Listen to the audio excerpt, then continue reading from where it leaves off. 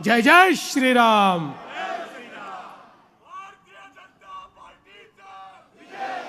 हिंदवी स्वराज्याचे सरसंस्थापक छत्रपती शिवरायांना मानाचा मुजरा करतो। पुण्यश्लोक लोकमाता अहिल्यादेवी होळकर यांच्या चरणी नतमस्तक होतो। भारतीय राज्यघटनेचे शिल्पकार भारतरत्न डॉक्टर बाबासाहेब आंबेडकर यांना मानवंदना अर्पित करतो आणि अहिल्यानगरमधील आजच्या या प्रचार सभेमध्ये मंचावर उपस्थित असलेले महाराष्ट्र विधान परिषदेचे सभापती माननीय राम शिंदेजी, आपल्या जिल्ह्याचे पालकमंत्री आणि राज्याचे जलसंपदा मंत्री राधाकृष्ण विखे पाटीलजी, मंचावर उपस्थित असलेले लोकप्रिय आमदार संग्राम जगतापजी, मोनिकाताई राजळे, विक्रमजी पाचपुते, आपले युवा नेते आणि माजी खासदार सुजय विखे पाटील, माननीय श्री बबनदादा पाचपुते, श्री विजयजी चौधरी, अनिलजी मोहिते, रवीजी अनासपुरे, आमचे पीपल्स रिपब्लिकन पार्टीचे प्रमुख ज्यांनी आपल्याला पूर्ण या ठिकाणी समर्थन दिलं आहे आणि संपूर्ण महाराष्ट्राचा दौरा ते आपल्यासोबत करतायत असे श्री जयदीपजी कवाडे, श्री संपतजी बारसकर, दिलीपजी भालसिंग, श्री अक्षयजी कर्डिले, नितीनजी दिनकर, अशोकजी सावंत, विनायकराव देशमुख, या ठिकाणी उपस्थित श्री अशोक गायकवाड, सत्यजितजी कदम, अभयजी आगरकर, महेशजी नामदे, श्री सुनीलजी रामदासी, बाबासाहेब गायकवाड, गणेशजी भोसले, राजेंद्रजी काळे, भगवानजी लुलसुंदर, त्याचप्रमाणे भरत ठुबे, गीताताई गिल्डा, सुरेखाताई विद्ये, या मंचावर बाजूला उपस्थित असलेल्या भारतीय जनता पार्टी, राष्ट्रवादी आपल्या महायुतीचे सर्व उमेदवार, या ठिकाणी अत्यंत मोठ्या संख्येने उपस्थित असलेल्या माझ्या सर्व लाडक्या बहिणी आणि तितक्याच लाडक्या भावांनो, आज मला अतिशय आनंद आहे की अहिल्यानगरमध्ये महानगरपालिकेच्या प्रचाराकरता मी आलो आहे। आनंद या गोष्टी करता आहे की यापूर्वी ही निवडणूक झाली होती, पण ती निवडणूक अहमदनगर महानगरपालिकेची निवडणूक होती। ही पहिली निवडणूक आहे की ज्या निवडणुकीतला महापौर हा अहिल्यानगरचा महापौर या ठिकाणी आपण निवडून देणार आहोत। खऱ्या अर्थानं छत्रपती शिवरायांनी हिंदवी स्वराज्याची स्थापना केल्यानंतर त्या साम्राज्याला विस्तारित करण्याचं काम ज्यांनी केलं, त्यामध्ये आमच्या पुण्यश्लोक अहिल्या माता ज्यांनी राज्य कसं करावं, जनतेचं पालन पोषण कसं करावं, कशा पद्धतीनं सामान्यातल्या सामान्य माणसाला अधिकारिता द्यावी, सुरक्षित कसं ठेवावं, समृद्धी कशी आणावी, उद्योग कसे तयार करावे, अशा सर्व गोष्टीचा वास्तुपाठ आपल्या राज्य कारभारातनं ज्यांनी करून दिला आणि म्हणून अखिल भारतामध्ये मोगलांनी केलेली, उद्ध्वस्त केलेली तमाम हिंदू देवस्थानं, तमाम हिंदू घाट हे बांधण्याचं काम ज्यांनी केलं, त्या अहिल्यादेवी होळकरांच्या नावानं आज हा जिल्हा ओळखला जातो।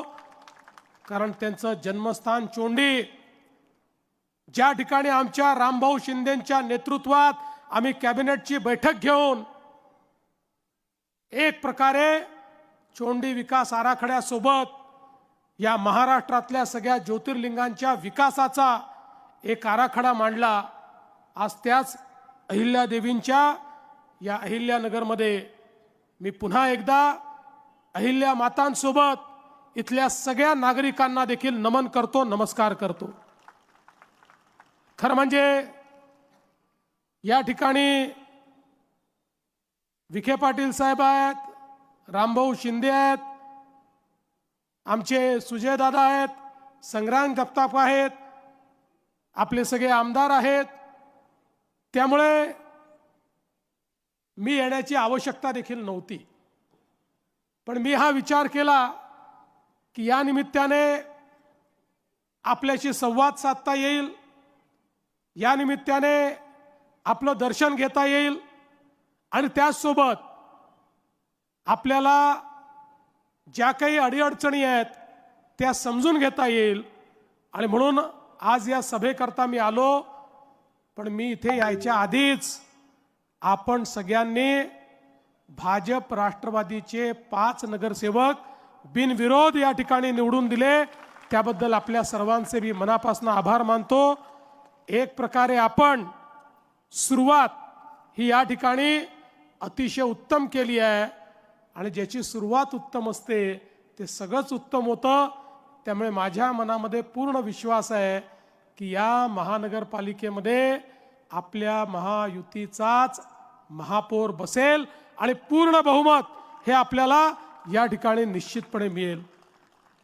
खरं तर बंधू भगिनींनो, आपण जर बघितलं तर आपल्या देशामध्ये जवळजवळ 70 वर्ष शहरांकडे दुर्लक्ष झालं। आम्ही गावाचा विकास करत होतो, तो विकासही महत्त्वाचा होता। भारत हा गावांमध्ये बसतो, त्यामुळे त्याचा विकास झाला पाहिजे, संकल्पना योग्य होती। पण 70 वर्ष गावाचा विकास करता करता शहरांकडे मात्र शासनाचं दुर्लक्ष झालं। परिणाम काय झाला? शहरं वाढत गेली। अन्न, वस्त्र, निवारा, शिक्षण, आरोग्य, रोजगार या प्रत्येक गोष्टी करता गावाकडनं लोक शहरामध्ये आले। शहराची लोकसंख्या वाढत होती, आलेल्या लोकांना राहायला जागा नव्हती, झोपडपट्ट्या तयार झाल्या, अतिक्रमणं झाली। ज्या बिचाऱ्यांना जिथे जागा मिळेल तिथे लोक बसले आणि त्यातनं शहराचा एक अविकसित अशा प्रकारचा विकास झाला। लोकसंख्या वाढल्यामुळे शहरामध्ये पिण्याच्या पाण्याच्या समस्या तयार झाल्या। लोकसंख्या वाढल्यामुळे घनकचऱ्याचे ढीग हे शहरांमध्ये ठिकठिकाणी आपल्याला पाहायला मिळायला लागले। लोकसंख्या वाढल्यामुळे त्या ठिकाणी नाल्यांमधनं विष्ठा वाहू लागली, सगळं घाण पाणी हे नाल्यांमधनं वाहू लागलं। त्याचा वास, त्याची दुर्गंधी, त्याचे मच्छर, त्यातनं होणारी रोगराई, अशा प्रकारचं सगळ्या शहरांचं चित्र कमी अधिक प्रमाणात महाराष्ट्रात आणि देशात आपल्याला पाहायला मिळायला लागलं। पण ज्यावेळी 2014 साली माननीय नरेंद्र मोदीजी हे देशाचे प्रधानमंत्री झाले, त्यावेळी मोदीजींनी सांगितलं गावांसोबत शहरांचाही विकास आपल्याला करावा लागेल। शहरं ही वाढणार आहेत, नागरीकरण हे होणार आहे, लोक शिक्षण, आरोग्य, रोजगाराकरता शहरामध्ये येणार आहेत। त्यामुळे येणाऱ्या गरिबांना, मध्यमवर्गीयांना, शहरात राहणाऱ्या जनतेला मूलभूत सोयी आपल्याला द्याव्या लागतील। मोदीजींनी सांगितलं देशाच्या GDPचा 65% GDP वस्तू आणि सेवांची निर्मिती, रोजगाराची निर्मिती ही शहरांमध्ये होते। त्यामुळे शहरांमध्ये जर आपण उत्तम सोयी तयार केल्या, शहरातल्या गरीब आणि मध्यमवर्गीयांच्या जीवनामध्ये आपण जर त्या ठिकाणी परिवर्तन आणलं तर आपली शहरं ही विकासाचं केंद्र होतील आणि आपल्या अर्थव्यवस्थेला ती मोठ्या प्रमाणात चालना देतील। आणि म्हणून 70 वर्षानंतर पहिल्यांदा देशाच्या मध्यवर्ती सरकारने, मोदीजींनी निर्णय केला आणि लाखो कोटी रुपयाच्या योजना या शहरांकरता सुरू केल्या। स्मार्ट सिटीची योजना, अमृत शहरांची योजना, स्वच्छ भारत शहरी योजना, प्रधानमंत्री आवास योजना शहरी योजना, अशा वेगवेगळ्या योजनांच्या माध्यमातून हजारो कोटी रुपये शहराला देणं सुरू केलं। तुम्ही बघा, आज कुठल्याही शहरांमध्ये चाललेली जी कामं आहेत ती 2014 नंतर केंद्रात आणि राज्यात आपलं सरकार आलं आणि या शहरांना आपण निधी देणं सुरू केलं। आज शहरांचा चित्र आणि चेहरा बदलतोय। आपण बघा, आज ज्या प्रकारे मोदीजींनी सांगितलं की शहरात राहणारा जो गरीब आहे, जो बेघर आहे, जो कच्च्या घरामध्ये राहतो, त्याला प्रधानमंत्री आवास योजनेच्या अंतर्गत पक्कं घर दिलं पाहिजे. आपल्याला 30 लाख घरं मोदीजींनी प्रधानमंत्री आवास योजनेत दिली. पण आपल्या एक लक्षात आलं, शहरामध्ये देण्याकरता घरं तर आपल्याकडे आहेत, पण लोकांकडे जमिनीचा मालकी हक्क नसल्यामुळे त्यांना त्या योजनेचा लाभ घेता येत नाही. 2 महिन्यापूर्वी आपण आपल्या कॅबिनेटमध्ये निर्णय केला आणि आता आपण ठरवलं की या ठिकाणी जे झोपडपट्टीत राहतात, रहिवासी करता ज्यांनी अतिक्रमण केलं आहे, अशा सगळ्या लोकांना त्यांच्या जमिनीचा मालकी हक्काचा पट्टा द्यायचा, त्यांना त्याचं PR कार्ड द्यायचं. आणि त्यापैकी जे लोक कच्च्या घरांमध्ये राहतात त्यांना पक्कं घर बांधण्याकरता या ठिकाणी पूर्ण मदत करायची. प्रधानमंत्री आवास योजनेतनं त्यांना घरही द्यायचं. त्यामुळे या ठिकाणी सुजयदादा, संग्रामदादा दोन्ही युवा नेत्यांना मी सांगतो, ही जनता आपली महानगरपालिका निवडून देणार आहे. ती निवडून आल्यानंतर पहिल्यांदा ज्या ठिकाणी झोपडपट्टी आहे, ज्या ठिकाणी गरिबाचं अतिक्रमण आहे, अशा सगळ्या जागांवर शासनाच्या शासन निर्णयाप्रमाणे त्याची मोजणी करून, त्याचा प्लेन टेबल सर्वे करून त्या सगळ्या लोकांना तुम्ही मालकी हक्काचा पट्टा आणि PR कार्ड द्या. आणि त्यानंतर तुम्ही या शहराकरता जेवढी घरं मागाल, गरिबाकरता जेवढी घरं मागाल, तेवढी घरं राज्य सरकारच्या वतीनं आम्ही तुम्हाला देऊ, अशा प्रकारचा विश्वास या निमित्ताने मी आपल्याला देतो. आज आपण बघा, मोठ्या प्रमाणात आपल्याला पाणी पुरवठ्याकरता या ठिकाणी प्रत्येक शहरामध्ये निधी द्यायचा आहे. अमृतसारखी योजना आहे. आपल्याही शहराची सुधारित पाणी पुरवठा योजना 492 कोटी रुपयाची ही आता आमच्याकडे राज्य सरकारकडे आलेली आहे. खरं म्हणजे पूर्वीच्या काळामध्ये अहिल्यानगर सारख्या महानगरपालिकांना 2014 पूर्वी 100 कोटी रुपये देखील मिळत नव्हते, 50 कोटी मिळत नव्हते. पण आज तुम्ही बघा, मोदीजींनी आपल्याला अशी व्यवस्था करून दिली की आता तुम्ही पाठवलेला हा जो प्रस्ताव आहे 492 कोटी रुपयाचा, 16 तारखेला तुमचा महापौर बसला की त्यानंतर 1 महिन्याच्या आत या प्रस्तावाला आम्ही मान्यता देऊ. आमचा प्रयत्न हा असणार आहे की अहिल्यानगरमध्ये प्रत्येक घरामध्ये प्रत्येक दिवशी आमच्या माता भगिनींनी नळ उघडला तर शुद्ध पिण्याचं पाणी नळाला आलंच पाहिजे, या दृष्टीने या ठिकाणी आपण ही सगळी व्यवस्था करतो. आज आपल्याला अमृतच्या योजनेतनं 164 कोटी रुपयाची भुयारी गटाराची योजना माननीय मोदीजींच्या माध्यमातून आणि राज्य सरकारच्या माध्यमातून या ठिकाणी मिळाली आहे. नगरोत्थानच्या माध्यमातून 150 कोटी रुपये हे 24 प्रमुख रस्त्यांसाठी मिळाले आहेत. त्यातल्या 13 रस्त्यांची कामं पूर्ण झाली आहेत. सुजयदादा असतील, संग्रामदादा असतील, यांनी या सगळ्या काळामध्ये खूप चांगल्या पद्धतीनं या ठिकाणी या शहरामध्ये काम केलेलं आहे. आणि आता शहरातल्या DP रस्त्यांचा देखील 350 कोटी रुपयाचा प्रस्ताव तुम्ही पाठवलाय. तुम्ही काळजी करू नका, केवळ शहराला आणि जिल्ह्याला अहिल्यानगर नाव देऊन आम्ही थांबणार नाही आहोत. ज्याप्रमाणे अहिल्यादेवींनी त्यांची राजधानी माहेश्वर ही अत्यंत त्या काळामध्ये सुसज्जित अशा प्रकारची राजधानी केली, तसंच अहिल्यानगर देखील केल्याशिवाय आम्ही या ठिकाणी थांबणार नाही आहोत. आणि म्हणून DP रोडचा विषय असेल, या ठिकाणी क्रीडा संकुलाचा विषय असेल, या सगळ्या गोष्टी या ठिकाणी करण्याचा प्रयत्न हा निश्चितपणे आम्ही करणार आहोत. आज आपल्याला माहिती आहे की या ठिकाणी आमचा सिंधी समाज आहे. विस्थापित होऊन जो सिंधी समाज आला, त्या विस्थापित सिंधी समाजाला, पंजाबी समाजाला देखील आता आपण निर्णय घेतला. त्या काळामध्ये ते या ठिकाणी आले, पण त्यांना ज्या ठिकाणी बसवण्यात आलं तिथली मालकी मिळाली नाही, त्या जागा फ्रीहोल्डच्या झाल्या नाहीत. आपण निर्णय केला, हे जे आमचे निर्वासित अशा प्रकारचे लोक आहेत त्यांनाही फ्रीहोल्डच्या जागा देण्याचा प्रयत्न आणि त्या संदर्भातला निर्णय आपण केला. अनेक शहरांमध्ये ते काम आपण पूर्ण केलं आहे आणि पुढच्या काळामध्ये याही भागामध्ये ते काम पूर्ण करण्याचा प्रयत्न आपण करणार आहोत. एवढंच नाही, तर आता विखे पाटील साहेबांनी सांगितलं की आमचं शहर तर उत्तम झालंच पाहिजे, पण शहर उत्तम करत असताना या ठिकाणी आमच्या मुलांच्या हाताला काम मिळालं पाहिजे। MIDCचा विस्तार होऊन या ठिकाणी मोठ्या प्रमाणात उद्योग आले पाहिजेत। आमचा देखील हा प्रयत्न आहे आणि मला सांगताना आनंद वाटतो की आता या अहिल्यानगरला आपण नॅशनल डिफेन्स कॉरिडॉरचा भाग म्हणून या ठिकाणी सिलेक्ट केलेला आहे।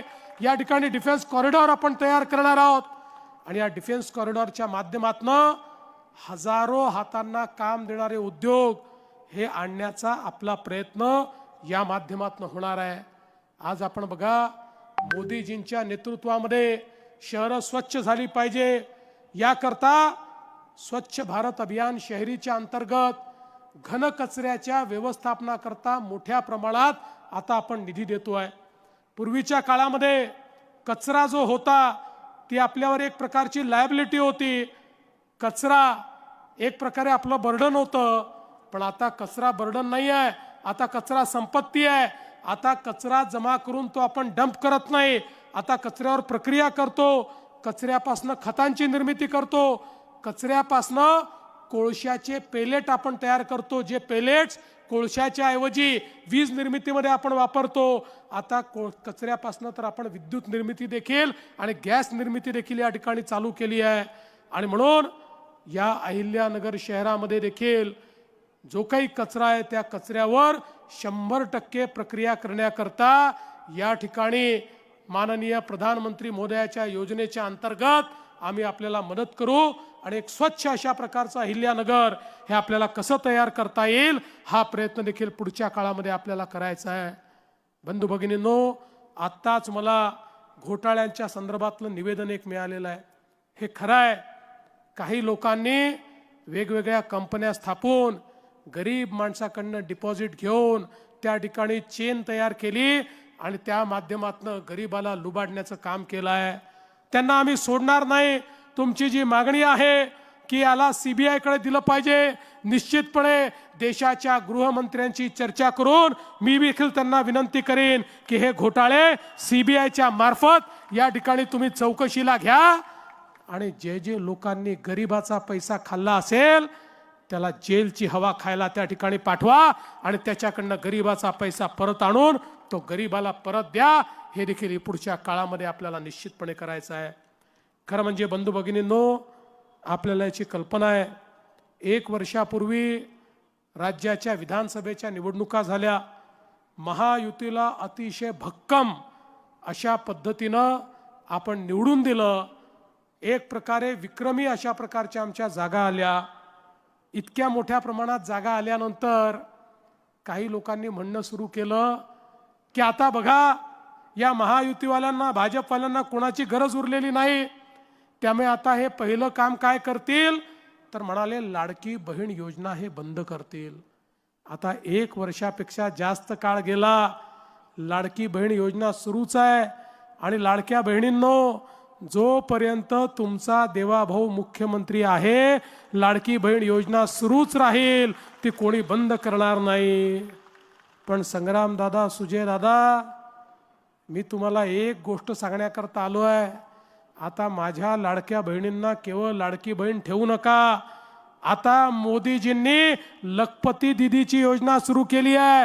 आता माझ्या लाडक्या बहिणींना आपल्याला लखपती दीदी बनवायचं आहे। महाराष्ट्रामध्ये 50 लाख लखपती दीदीचा आकडा आम्ही पार केलाय। लवकरच 1 कोटी लाडक्या बहिणी लखपती दीदी होणार आहेत। आता पुढच्या वेळेस मी अहिल्यानगरला आल्यानंतर आमचे जे कोणी महापौर असतील, नगरसेवक असतील आणि तुम्ही जे सगळे या ठिकाणी नेते आहेत यांना विचारणार आहे की माझ्या अहिल्यानगरच्या किती लाडक्या बहिणींना तुम्ही लखपती दीदी केलं, याचं उत्तर तुम्हाला त्या ठिकाणी द्यावं लागणार आहे। आणि म्हणून माझी विनंती आहे, आता या लाडक्या बहिणींना लखपती दीदी आपल्याला बनवायचं आहे आणि त्या माध्यमातनं आपल्या अर्थव्यवस्थेचा भाग म्हणून आमच्या बहिणींना मजबूतीने उभं करायचं काम हे आपल्या सर्वांना मिळून करायचं आहे। बंधू भगिनींनो, आम्ही केवळ आश्वासन देणारी लोक नाही आहोत, आमचा ट्रॅक रेकॉर्ड तुम्ही बघितलेला आहे। जे सांगतो ते करणारी आम्ही मंडळी आहोत। प्रयत्नपूर्वक विकास झाला पाहिजे, अशा पद्धतीनं काम करणारी आम्ही मंडळी आहोत. केवळ कोणावर टीका टिप्पणी करण्याकरता मी या ठिकाणी आलो नाही, मी ती केली देखील नाही. कारण आपल्याला विकास करायचा आहे, सर्वांना सोबत घेऊन पुढे जायचं आहे. आणि म्हणून तुम्हाला एवढीच विनंती करण्याकरता आलो आहे, येत्या 15 तारखेला मतदान केंद्रावर गेल्यानंतर प्रत्येकाला 4 मतं द्यायची आहेत. फार कन्फ्युजन करू नका.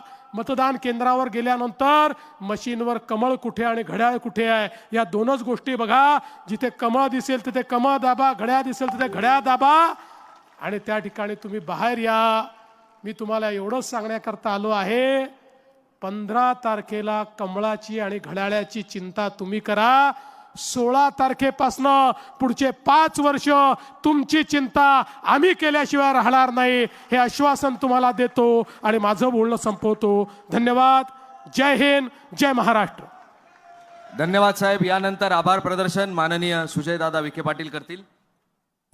अहिल्यानगर महानगरपालिकेच्या या प्रचाराच्या निमित्ताने आपल्याला आत्ता ज्यांनी मार्गदर्शन केलं असे राज्याचे लाडके मुख्यमंत्री माननीय फडणवीस साहेब, सभापती माननीय शिंदे साहेब, पालकमंत्री माननीय विखे पाटील साहेब, व्यासपीठावर उपस्थित असलेले सर्व सन्माननीय आमदार, सर्व पक्षाचे पदाधिकारी, आलेले सर्व आमच्या माता भगिनी, सर्व पत्रकार, सर्वांचे मी आमच्या या राष्ट्रवादी काँग्रेस भारतीय जनता पार्टीच्या युतीच्या सर्व उमेदवारांच्या वतीने, आमच्या परिवाराच्या वतीने, आमदार संग्राम भाई आणि माझ्या वतीने सगळ्यांचे मनापासून आभार व्यक्त करतो. धन्यवाद. जय हिंद, जय महाराष्ट्र.